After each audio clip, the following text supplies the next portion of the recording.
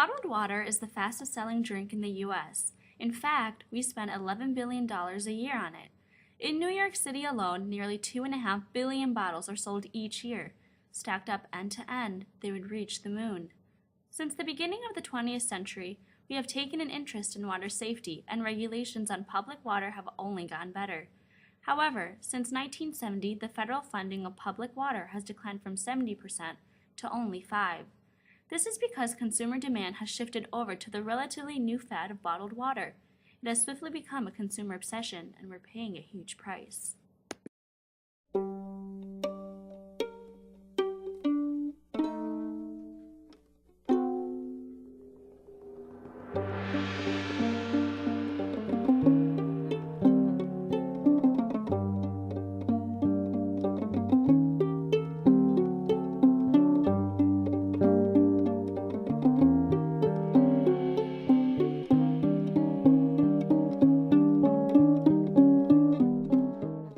Making a plastic bottle is a very energy-intensive process. In fact, scientists Peter Gleick and Heather Cooley of the Pacific Institute in Oakland, California, determined that the total energy to manufacture and distribute bottled water ranged between 5.6 and 10.2 million joules per liter. This includes extraction of materials, manufacturing of the bottle, filling, sealing, labeling, cooling, and transportation. The majority of the energy is used to manufacture the actual bottle and to ship it. The variability of this figure, a range of 4.6 million joules, is due to the different distances the bottles are traveling, as well as the type of water. Purified tap water, such as the water used in Dasani or Aquafina bottles, costs 3 to 4 times less energy to bottle than fancy spring water imported from distant countries, such as the water in Fiji or Evian brands. Here's another look at the energy cost of water bottles. Manufacturing PET uses about 4 million joules of energy per typical 1-liter bottle. A typical 1-liter bottle weighs about 40 grams, including the 2-gram cap. Americans drink 21 gallons of bottled water per capita per year. The most popularly bought bottle size is 16.9 fluid ounces. We used these facts, as well as the energy figures discussed earlier, that a single liter of bottled water costs 5.6 to 10.2 million joules of energy, to calculate that.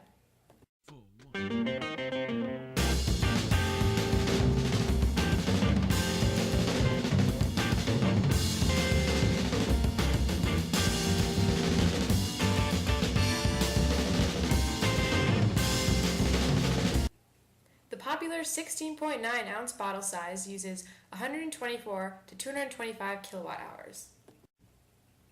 To further our investigation, we referred to a study of the weighted average cost per kilowatt hour for the U.S. electricity generation. Here are the results. The weighted average cost of energy is $0.059. That's about 6 cents. Seeing as different water companies get energy from different sources, we will use this weighted average of all sources to calculate the price of the energy used to produce this one 16.9 ounce bottle.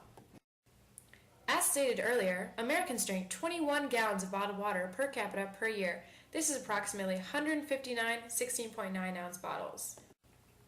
Since today a 24-pack of 16.9 ounce bottles costs $6.95 at Sam's Club, 159 bottles is about $46.04. In conclusion, the raw energy cost of your bottled water per capita per year is $7.32 to $13.28. This would buy enough energy to make 159 bottles, but at retail price, we're paying as much as $46.06. The extremely high energy cost of manufacturing bottled water, 225 kilowatt hours, is the same as running 225,000 100-watt light bulbs for an hour. This is a lot of energy. Plastic bottles are also hurting our atmosphere. The most common plastic used to manufacture these bottles is called PET. Although it is one of the safest plastics to drink from, it happens to release 100 times more toxic emissions, like nickel, ethyl benzene, ethylene oxide, and benzene, than making a comparable amount of glass bottles, according to the Berkeley Ecology Center.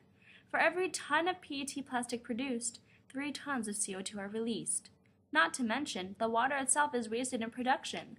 For example, it is estimated that 2 gallons of water are wasted per gallon in purification alone. However, it's difficult to know just how much water big bottling companies are using, and therefore even more difficult to know how much water is wasted.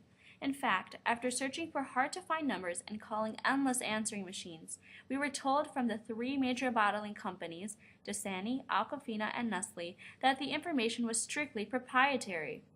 Water wasted is a problem that lies also in the hands of the consumer. Lots of bottles are thrown away with various amounts of water still left in them. If all the water bottles thrown out in 2008 alone had a single drop left inside, 7.4 million gallons of water wouldn't have been able to return to the water cycle. To put this in perspective, we would have wasted 11 Olympic swimming pools. Now imagine if we were throwing out full bottles. Recently, there has been a controversy about plastic water bottles and consumer health. All plastics are made out of a combination of carbon petroleum, natural gas, coal, and other biological sources. There are 7 different types of plastic, each indicated on products with a specific number. 1. PET, 2. HDPE, 3. PVC, 4. LDPE, 5. PP, 6. PS, and 7. Other plastics which are made by an alternative, usually a multi-layer combination of materials. Out of these 7, only PET, indicated by a 1 on bottles, or polycarbonate-based plastics, indicated by a 7 on bottles, are used to manufacture water bottles. PET water bottles are the transparent, flimsy, disposable kind, the kind we all buy here and there with brands like Dasani, Aquafina, and Nestle. What many consumers don't know is that the FDA only deems these bottles safe to drink from once. If used for long enough, the PET will begin to break down, making the bottle unhealthy. The water sitting in the bottle causes the PET to break down, as do high temperatures and high pressures. The degrading PET forms acetaldehyde, which is a colorless substance with a fruity smell. It may even diffuse into water, giving it a fruity taste. In high levels, acetaldehyde is a possible carcinogen or cancer-causing agent. Degrading PET can even cause water contaminants like DEHA, which is typically filtered out during purification, to reappear. DEHA can cause liver problems, reproductive problems, or cancer. On the other hand, polycarbonate water bottles are the clear, hard plastic water bottles that come in a variety of colors and brands, such as Nalgene. These are the ones we buy to last. Luckily, polycarbonate bottles are FDA approved to use again and again. However, they have been causing some controversy. Bisphenol A, or BPA, has been scientifically determined to cause endocrine problems. It is a main ingredient in the traditional manufacturing of polycarbonate bottles. Here's a look at how polycarbonate bottles are produced with BPA. Polycarbonate, a type of polymer, is synthesized from monomers, which are carbon chains that contain functional groups, through the process of polymerization to form macromolecules or polymers. The resulting polymers are then melted and heated repeatedly and chemically molded until the plastic is safe and durable under pressure. There are 2 methods for polymerization: addition or chain growth, and condensation or step growth. In addition polymerization, a free radical, which is a molecule that wants to react with electrons, reacts with a monomer that contains a double bond, such as ethylene. This then forms an activated monomer. This activated monomer then attaches itself to another similar monomer, and the process just repeats itself, eventually forming a polymer. Condensation polymerization uses different monomers.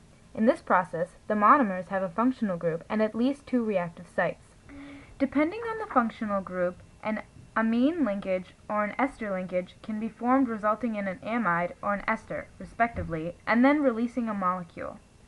When BPA is used in production, it follows the method of condensation because BPA contains 2 phenyl functional groups.